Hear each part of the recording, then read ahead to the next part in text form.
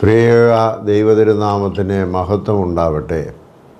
കർത്താവിൽ അനുഗ്രഹിക്കപ്പെട്ട സഹോദരങ്ങളെ, സമാധാനത്തിനായി കാംക്ഷിക്കുന്ന ഒരു ലോകത്തിന് മുന്നിലേക്കാണ് പ്രത്യാശയുടെ സന്ദേശവുമായി വീണ്ടും ഈസ്റ്റർ എത്തുന്നത്.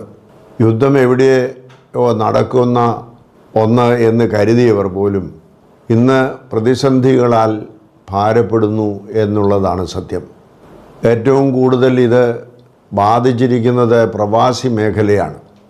പ്രവാസി മേഖലയിൽ ഉള്ള നമ്മുടെ മക്കൾ, സഹോദരങ്ങൾ വളരെ ആശങ്കയോടെ കഴിയുന്ന ഒരു സാഹചര്യമാണ്.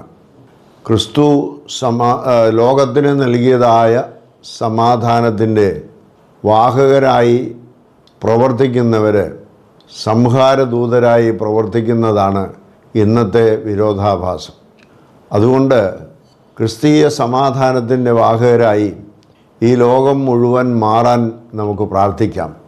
യേശുക്രിസ്തുവിൻ്റെ മരണവും ഉയർത്തെഴുന്നേൽപ്പും ഒരു സത്യമാണ്.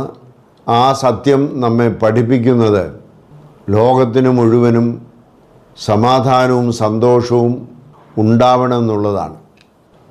അതുകൊണ്ട് സത്യത്തിനും നീതിക്കും വേണ്ടി നിലകൊണ്ടുകൊണ്ട് എല്ലാ തരത്തിലുള്ള അസമാധാനങ്ങളെയും തുടച്ചു നീക്കുവാൻ ആത്മാർത്ഥമായി പ്രവർത്തിക്കുന്നതിന് നമ്മുടെ ലോക രാഷ്ട്രങ്ങൾക്കും നേതാക്കൾക്കും ഇടയാവട്ടെ എന്ന് പ്രാർത്ഥിക്കുന്നു.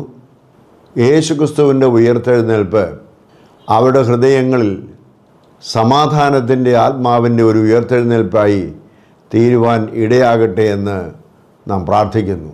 വലിയ താമസമില്ലാതെ ഉയർത്തെഴുന്നേൽപ്പിൻ്റെ പ്രത്യാശ ലോകരാഷ്ട്രങ്ങളുടെ ഇടയിൽ ഉണ്ടാകുന്നതിനും ലോകം മുഴുവനും സമാധാനത്തിൻ്റെ തീരത്ത് സന്തോഷമായി ജീവിക്കുന്ന ഒരു പൊൻപുലരി ഉണ്ടാവട്ടെ എന്ന് പ്രാർത്ഥിക്കുന്നു.